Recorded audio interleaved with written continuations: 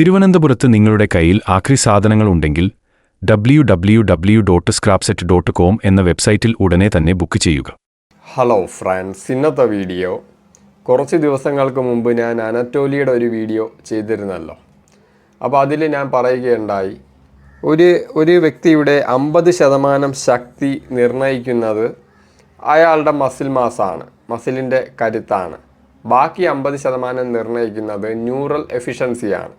ഈ 50% ഞാൻ വ്യക്തികളിൽ നിന്ന് വളരെ വ്യത്യസ്തമാണ്. അതായത് ഓരോ വ്യക്തിയിലും അതിൻ്റെ എഫിഷ്യൻസിയുടെ പെർസെൻറ്റേജ് വ്യത്യസ്തമാണ്. ഞാൻ 50%, ഇപ്പോൾ ചില ആളുകളിൽ 50% വരെ ന്യൂറൽ എഫിഷ്യൻസി ആയിരിക്കും അയാളുടെ ടോട്ടൽ ശക്തിയെയും പെർഫോമൻസിനെയൊക്കെ നിർണ്ണയിക്കുന്നത്. പിന്നെ മറ്റു ചില വ്യക്തികളെ കുറിച്ച് പറയുകയാണെങ്കിൽ ചിലപ്പോൾ അവർക്ക് ഒരു 40% ആയിരിക്കും ന്യൂറൽ എഫിഷ്യൻസി അവരുടെ ടോട്ടൽ സ്ട്രെങ്തിനെ നിർണ്ണയിക്കുന്നത്. അത് വേരിയേഷനാണ് വ്യക്തിയിൽ നിന്ന്. അത് എല്ലാവരുടെയും ന്യൂറൽ എഫിഷ്യൻസി എത്രത്തോളം അവരുടെ ടോട്ടൽ ശക്തിയെ സ്വാധീനിക്കുന്നു എന്നുള്ളത് ഓരോ വ്യക്തിയിലും വ്യത്യസ്തമായിരിക്കും. അല്ലാതെ കറക്റ്റ് 50% തന്നെ ഞാൻ കോമൺ ആയിട്ട് പറഞ്ഞതേ ഉള്ളൂ. അതായത് നമ്മുടെ ശക്തിയുടെ പകുതി നിർണ്ണയിക്കുന്നത് ന്യൂറൽ എഫിഷ്യൻസിയും ബാക്കി പകുതിയാണ് നമ്മുടെ മസിൽ മാസ് നിർണ്ണയിക്കുന്നത്. അതായത് ഇപ്പോൾ ഉദാഹരണം പറഞ്ഞാൽ ഞാനിത് ആദ്യമായിട്ട് മനസ്സിലാക്കുന്നത് ബ്രൂസ്ലിയിൽ നിന്നാണ്. അനറ്റോലിയൊക്കെ ഇപ്പോൾ വന്ന ആളല്ലേ, ഞാൻ പണ്ട് വർഷങ്ങൾക്ക് മുമ്പ്. അതായത് പ്രധാനമായിട്ട് ബിഗറും സ്ട്രോങ്ങറും ആവണം, അതായത് ശക്തനാവാൻ ബിഗർ ആവണം. അത് അല്ലാതെ വേറെ ഒരു ഓപ്ഷനും ഇല്ല. അത് ഒരു റിയാലിറ്റി തന്നെയാണ്. ഞാൻ പറഞ്ഞല്ലോ, നമ്മുടെ ശക്തിയുടെ 50% നിർണ്ണയിക്കുന്നത് നമ്മുടെ മസിൽ മാസും മസിലിൻ്റെ സൈസൊക്കെ തന്നെയാണ്. ബിഗർ ആവണം, എന്നാലേ സ്ട്രെങ്ത് കൂട്ടാൻ പറ്റുള്ളൂ. അപ്പോൾ ഞാൻ ചിന്തിച്ചത് ബിഗർ ആയാൽ സ്ട്രോങ് ആവാൻ പറ്റുള്ളൂ. അപ്പോൾ അപ്പോഴാണ് ഞാൻ ബ്രൂസ്ലിയുടെ സിനിമയൊക്കെ പണ്ടുപോലെ കാണും, ബ്രൂസ്ലിയെക്കുറിച്ച് കൂടുതൽ പഠിക്കാൻ തുടങ്ങിയത്. അപ്പോൾ ബ്രൂസ്ലി നല്ല ലീനായിട്ടുള്ള വലിയ ശരീര വലിപ്പമൊന്നും ഇല്ലാത്ത ഒരാളാണ്. പക്ഷേ ബ്രൂസ്ലിയുടെ ശരീരത്തിന് ജനറേറ്റ് ആവുന്ന പവർ ഉണ്ടല്ലോ, പവർ എന്ന് പറഞ്ഞാൽ ഒരു രക്ഷയില്ല. ഇപ്പോൾ ബ്രൂസ്ലിയുടെ 1 ഇഞ്ച് പഞ്ച്, 6 ഇഞ്ച് പഞ്ച്, അതായത് ചെറിയ ശരീരമാണ് ബ്രൂസ്ലിയുടെ. ചെറിയ ശരീരത്തിൽ നിന്ന് വലിയ പവറും സ്ട്രെങ്തും ജനറേറ്റ് ആവുന്നുണ്ട്. അപ്പോൾ അത്രയും നാൾ ഞാൻ മനസ്സിലാക്കി വെച്ചത് എന്തു പറയാൻ, നമ്മൾ ഷോക്കിംഗ് ആയിപ്പോയി. അതായത് നമ്മൾ അത്രയും നാൾ മനസ്സിലാക്കി വെച്ചത് ഈ വലിയ മസിൽ മാസും വലിയ ശക്തി, വലിയ സൈസ് വേണം, എന്നാൽ വലിയ സൈസ് ഉള്ളവർക്കേ വലിയ ശക്തി ഉള്ളൂ എന്നാണ് മനസ്സിലാക്കി വെച്ചത്. പക്ഷേ ബ്രൂസ്ലിയെക്കുറിച്ച് പഠിച്ചപ്പോൾ ഞാൻ നോക്കിയിട്ട് മസിൽ മാസിന് വലിപ്പമില്ല, പക്ഷേ നല്ല പവറും സ്ട്രെങ്തും ഉണ്ട്. ഇതെങ്ങനെ ജനറേറ്റ് ആവുന്നു?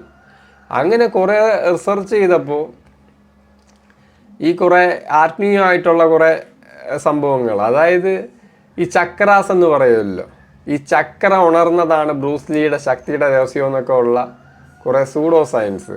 ഉദാഹരണം പറഞ്ഞാൽ മണിപൂരക എന്ന് പറയുന്ന ഒരു ചക്ര ബ്രൂസ്ലിക്ക് ഉണർന്നു, അതുകൊണ്ടാണ് ഈ ശക്തി കിട്ടിയെന്നൊക്കെയാണ്. അപ്പം ഞാൻ ആദ്യം അത് വിശ്വസിച്ചു കേട്ടോ, ഉള്ള കാര്യം പറയാമല്ലോ, ഇപ്പോഴൊന്നുമല്ല, വർഷങ്ങൾക്ക് മുമ്പുള്ള കാര്യമാണ്. ഞാൻ ആദ്യം വിശ്വസിച്ച് ശരിയായിരിക്കും, ബ്രൂസ്ലിക്ക് ഒരു ആത്മീയമായിട്ടുള്ള എന്തോ ഒരു ശക്തി, അല്ലെങ്കിൽ അല്ലാതെ എനിക്കറിയത്തില്ല.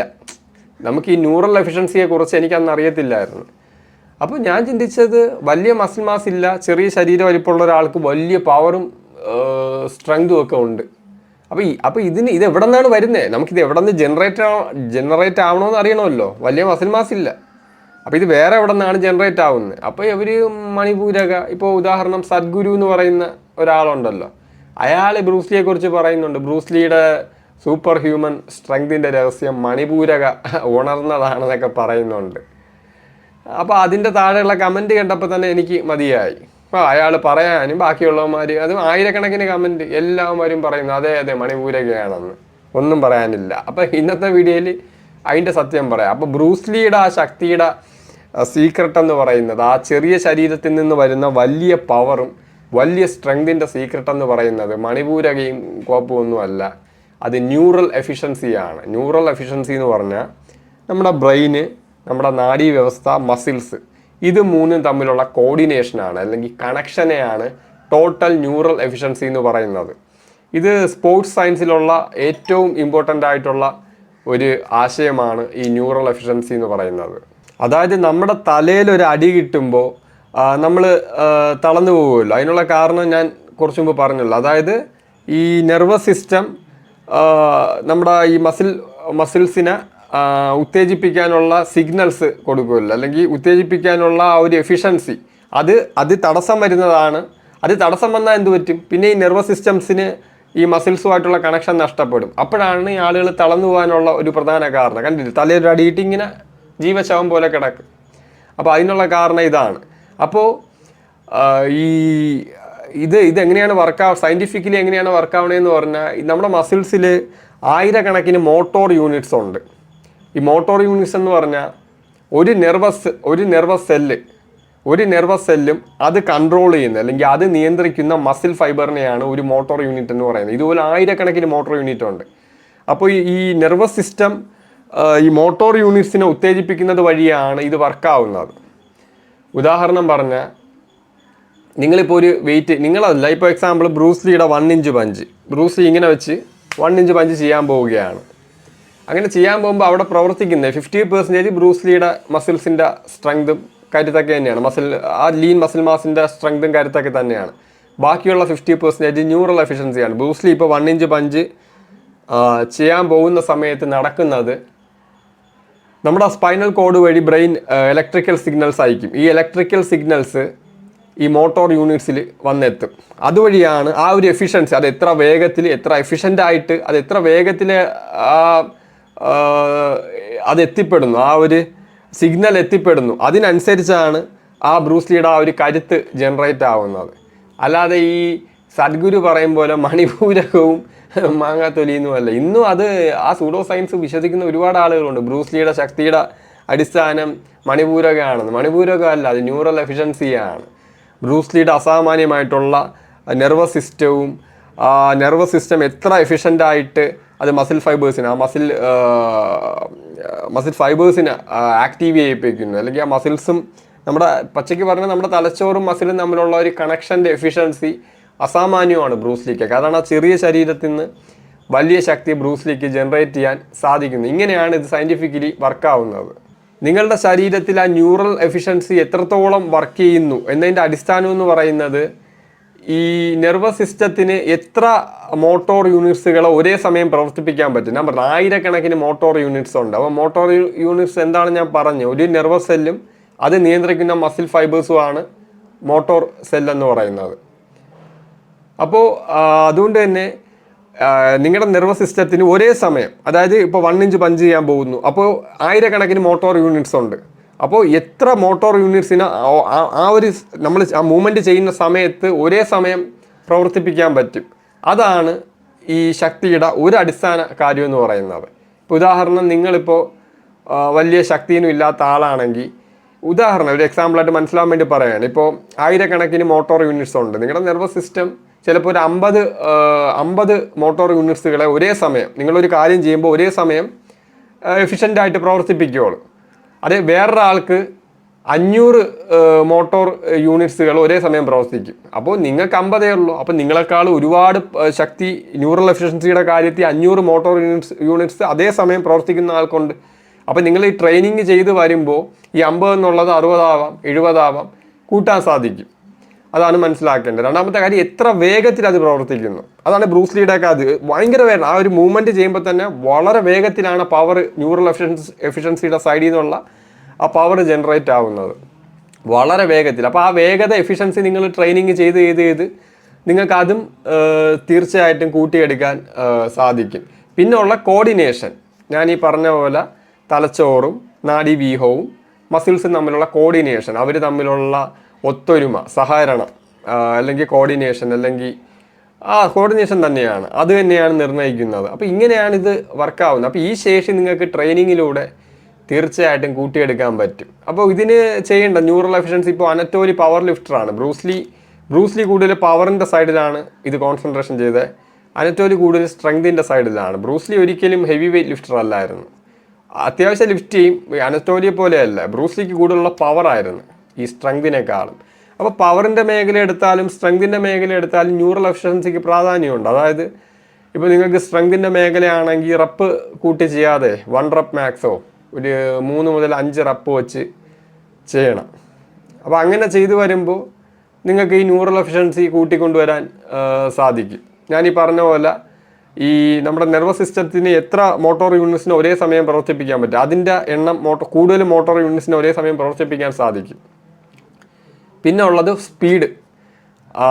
അത് എത്രത്തോളം ഫാസ്റ്റായിട്ടാണ് ആ ഒരു സിഗ്നൽ നെർവസ് സിസ്റ്റത്തിന് മസിലോട്ടുള്ള ആ സിഗ്നലും അതുവഴി മോട്ടോർ യൂണിറ്റ്സ് പ്രവർത്തിക്കുന്ന ഒരു വേഗത, അത് മെയിനായിട്ട് പറഞ്ഞാൽ രണ്ടും പ്രധാനമാണെങ്കിലും ഞാൻ ഒരു കാര്യം കൂടെ പറഞ്ഞുതരാം. അതായത് ഇപ്പം നിങ്ങൾ പവറിനാണ്, വലിയ ഭാരം ലിഫ്റ്റ് ചെയ്യുന്നതാണ് ഉദ്ദേശിക്കുന്നതെങ്കിൽ അതിന് കൂടുതൽ ന്യൂറൽ എഫിഷ്യൻസിയുടെ സൈഡിൽ നിന്ന് ആവശ്യമെന്ന് പറയുന്നത്, അതായത് ഈ നെർവസ് സിസ്റ്റത്തിന് അതായത് നമ്മുടെ നെർവസ് സിസ്റ്റത്തിന് എത്ര മോട്ടോർ യൂണിറ്റ്സിനെ ഒരേ സമയം ഒരുമിച്ച് പ്രവർത്തിപ്പിക്കാൻ പറ്റും, അതാണ് സ്ട്രെങ്തിൻ്റെ ന്യൂറൽ എഫിഷ്യൻസിയുടെ സൈഡ്. പവറിൻ്റെ ന്യൂറൽ എഫിഷ്യൻസിയുടെ സൈഡ് എന്ന് പറയുന്നത് എത്ര വേഗത്തിൽ അത് പ്രവർത്തിപ്പിക്കാൻ പറ്റുമെന്നതാണ്. രണ്ട് ഇമ്പോർട്ടൻ്റ് ആണ്. ഞാൻ പറഞ്ഞ കൂടുതൽ അത് ഫോക്കസ് ചെയ്യുന്നത് അങ്ങനെയാണ്. ഇപ്പോൾ നിങ്ങൾക്ക് പവറിനാണ് ഫോക്കസ് ചെയ്യുന്നതെങ്കിൽ നിങ്ങളുടെ ന്യൂറൽ എഫിഷ്യൻസി എത്ര ഫാസ്റ്റ് ആയിട്ടാണ്, അതായത് നമ്മളിപ്പോൾ ഒരു ക്ലാപ്പ് പുഷപ്സ് ചെയ്യുന്നു, അല്ലെങ്കിൽ ഞാൻ ബാക്ക് ക്ലാപ്പ് പുഷപ്സ് ചെയ്യുന്നു, അതായത് നമ്മൾ പുഷ് ചെയ്തിട്ട് വളരെ കണ്ണടിച്ച് തുറക്കുന്ന സ്പീഡിൽ പുറകിൽ പോയി ക്ലാപ്പ് ചെയ്ത് വരികയാണ്. അപ്പോൾ ഇതെന്താണ്, വളരെ വേഗത്തിൽ പ്രവർത്തിക്കണം. ആ ന്യൂറൽ എഫിഷ്യൻ നെർവസ് സിസ്റ്റവും മസിൽ ഫൈബറുമായിട്ട് വളരെ സ്പീഡായിട്ട് കണ്ണടച്ച് തുറക്കുന്ന മുമ്പേ ആ മൂവ്മെൻറ്റ് ചെയ്യണം. അതിന് ഈ നെർവസ് സിസ്റ്റവും നമ്മുടെ മസിൽ മോട്ടോർ യൂണിറ്റ്സുമായിട്ടുള്ള സ്പീഡ്, എത്ര വേഗത്തിൽ ഫാസ്റ്റായിട്ട് അത് സിഗ്നൽ കൊടുക്കുന്നു എന്നുള്ള കപ്പാസിറ്റി, വലിയ വെയിറ്റ് എടുത്ത് ലിഫ്റ്റ് ചെയ്യുന്നത് ഒരേ സമയം എത്ര മോട്ടോർ യൂണിറ്റ്സുകളെ നെർവസ് സിസ്റ്റത്തിന് പ്രവർത്തിപ്പിക്കാൻ കഴിയുന്നു എന്നതുമാണ്. പക്ഷേ രണ്ടും വേണം. ഞാൻ കൂടുതൽ ഇമ്പോർട്ടൻസ് ഇങ്ങനെ കൊടുത്തന്നേ ഉള്ളൂ. അല്ലാതെ ഈ പവറിൻ്റെ കാര്യത്തിൽ ഒരേ സമയം കൂടുതൽ മോട്ടോർ യൂണിറ്റ്സിനെ പ്രവർത്തിപ്പിക്കേണ്ട ആവശ്യമൊന്നും ഇല്ലെന്നല്ല ഞാൻ പറയുന്നത്. രണ്ടും വേണം. പക്ഷേ കൂടുതൽ ഫോക്കസ് ചെയ്യുന്നത് ഈ രണ്ട് കാര്യങ്ങളിൽ, രണ്ട് വശങ്ങളാണ് കൂടുതൽ ഫോക്കസ് ചെയ്യുന്നതെന്നാണ് ഞാൻ പറഞ്ഞത്. അപ്പോൾ ഇത് കൂട്ടാൻ വേണ്ടി ഞാൻ പറഞ്ഞ സ്ട്രെങ്തിൻ്റെ മേഖലയിൽ റപ്പ് കുറയ്ക്കുക, 3 മുതൽ 5 റപ്പുള്ള ഹെവി വെയ്റ്റ് ലിഫ്റ്റിംഗ് ചെയ്യുക, അത് പ്രോഗ്രസീവ് ഓവർലോഡ് ചെയ്യുക. പിന്നെ ഞാൻ പറഞ്ഞല്ലോ, പിന്നെ ഇഞ്ചുറി അതെന്തായാലും വരും. ഞാൻ പറഞ്ഞു ഹെവി വെയ്റ്റ് ലിഫ്റ്റിംഗ് എന്ന് അൺഹെൽത്തി ആണ്, നമ്മുടെ ശരീരം അതിനു വേണ്ടി ഉണ്ടായതല്ല. നിങ്ങളുടെ റിസ്ക് എടുത്ത് നിങ്ങൾക്ക് അതാണ് നിങ്ങളുടെ മേഖലയെങ്കിൽ നിങ്ങൾ ചെയ്യുക. ഇഞ്ചുറി എന്തായാലും വരും. രണ്ടാമത്തെ കാര്യം, ഈ റെസ്റ്റ് ഒരുപാട് കൊടുക്കണം. ഇപ്പം നിങ്ങൾ ഹെവി വെയ്റ്റ് ലിഫ്റ്റിംഗ് ചെയ്താൽ ഈ ന്യൂറൽ എഫിഷ്യൻസി അത്രയും മോട്ടോർ യൂണിറ്റ്സിനെ ഒരുമിച്ച് പ്രവർത്തിപ്പിക്കുന്നതുകൊണ്ട് കൂടുതൽ റെസ്റ്റ് ഹെവി വെയ്റ്റ് ലിഫ്റ്റിങ്ങിന് വേണ്ടി വേണം. അതായത് സാധാരണ നമ്മൾ ഹൈപ്പോട്രോഫി ട്രെയിനിങ്ങിന് ഒരു 2-3 മിനിറ്റൊക്കെ ഗ്യാപ്പ് വരുള്ളൂ. ഇപ്പോൾ എൻഡ്രൻസിനാണെങ്കിൽ വളരെ കുറവാണ്. അതേസമയം വലിയ ഹെവി വെയ്റ്റ് ലിഫ്റ്റിംഗ് ആണെങ്കിൽ ചിലപ്പോൾ 5 മിനിറ്റ് കൂടുതലൊക്കെ ഗ്യാപ്പ് റെസ്റ്റ് കൊടുക്കണം. കാരണം ഇത്രയും ന്യൂറൽ എഫിഷ്യൻസി, ഇത്രയും ആ ഒരു വലിയൊരു വെയിറ്റ് പൊക്കുന്ന സമയത്ത് ഇത്രയും മോട്ടോർ യൂണിറ്റ്സിനെ ഒരുമിച്ച് പ്രവർത്തിപ്പിക്കുകയാണല്ലോ. അപ്പോൾ അതിൻ്റെ വശമൊന്ന്. പിന്നെ പവറിൻ്റെ കാര്യത്തിൽ മറ്റേ ജമ്പിങ് സ്ക്വാട്ടോ, മറ്റേ ക്ലാപ്പ് പുഷപ്സോ, മറ്റേ എക്സ്പ്ലോസീവ് സ്നാച്ചോ, അതുപോലെ തന്നെയാണ് മറ്റേ മെഡിസിൻ ബോൾ ത്രോയോ, ഇങ്ങനെയുള്ള കാര്യങ്ങൾ ചെയ്യുമ്പോൾ ഞാൻ ഈ പറഞ്ഞ പോലെ എഫിഷ്യൻസി കൂടും. ഈ നെർവസ് സിസ്റ്റം, ഈ മസിൽ മോട്ടോർ യൂണിറ്റ്സിനെ പ്രവർത്തിപ്പിക്കുന്ന സ്പീഡ്, എത്ര വേഗത്തിൽ അത് പ്രവർത്തിക്കുന്നു എന്നുള്ള എഫിഷ്യൻസി കൂടും. ഇങ്ങനെ ചെയ്ത് തീർച്ചയായിട്ടും നിങ്ങൾക്ക് കൂട്ടിക്കൊണ്ടുവരാൻ പറ്റും. അപ്പോൾ അതുകൊണ്ടാണ് ഒരേ വലിപ്പമുള്ള 2 പേര്, ഒരു ട്രെയിനിങ് ചെയ്യാത്ത ആളും ഒരു ട്രെയിനിങ് ചെയ്ത ആളും നിൽക്കുമ്പോൾ 2 പേർക്ക് ഒരേ വലിപ്പമാണെങ്കിലും ഈ ട്രെയിനിങ് ചെയ്യുന്ന ആൾക്ക് വലിയ ശക്തി, അല്ലെങ്കിൽ ഇപ്പോൾ ഒരാൾ വലിയ സൈസുള്ള ആൾ, ഒരാൾ സൈസ് ചെറുത്, പക്ഷേ സൈസ് ചെറുതുള്ള ആൾ ഭയങ്കര ശക്തിയാണ്, അയാൾ കൂടുതൽ വെയിറ്റ് ലിഫ്റ്റ് ചെയ്യുന്നു, കൂടുതൽ ശക്തിയുണ്ട്. വലിയ സൈസുള്ള ആളെ കാണുന്ന സൈസേ ഉള്ള ശക്തിയൊന്നുമില്ല. കാരണം ന്യൂറൽ എഫിഷ്യൻസി വളരെ ദുർബലമാണ്. ഈ ചെറിയ ശരീരവലിപ്പുള്ള ഒരാൾക്ക് ന്യൂറൽ എഫിഷ്യൻസി ഭയങ്കര എഫക്റ്റീവാണ്. അതാണ് അയാളുടെ ശക്തിയുടെ സ്രോതസ് എന്ന് പറയുന്നത്. അപ്പോൾ ഇതാണ് മനസ്സിലാക്കേണ്ടത്. അപ്പോൾ നിങ്ങളുടെ ശരീരം മസിൽ മാസ് മാത്രം വർദ്ധിപ്പിച്ചാൽ പോരാ, ന്യൂറൽ എഫിഷ്യൻസിയും ഫോക്കസ് ചെയ്ത് വർദ്ധിപ്പിക്കേണ്ടതായിട്ടുണ്ട്. അത് നിങ്ങൾ കൃത്യമായിട്ട് ട്രെയിൻ ചെയ്യുമ്പോൾ അത് കൂടും. ഞാൻ പറഞ്ഞ ശക്തിയുടെ അടിസ്ഥാനം ഈ ശരീരത്തിൻ്റെ മസിൽ മാസിൽ മാത്രമല്ല ഇരിക്കുന്നത്, അത് നമ്മുടെ ന്യൂറൽ എഫിഷ്യൻസി ആയിട്ട് ബന്ധപ്പെട്ടതും കൂടെ ആണ്. ഇതാണ് തിരിച്ചറിയേണ്ടത്. അപ്പോൾ ഓക്കെ ഫ്രണ്ട്സ്, സീ യു. തിരുവനന്തപുരത്ത് നിങ്ങളുടെ കയ്യിൽ ആക്രി സാധനങ്ങൾ ഉണ്ടെങ്കിൽ www.scrapset.com എന്ന വെബ്സൈറ്റിൽ ഉടനെ തന്നെ ബുക്ക് ചെയ്യുക.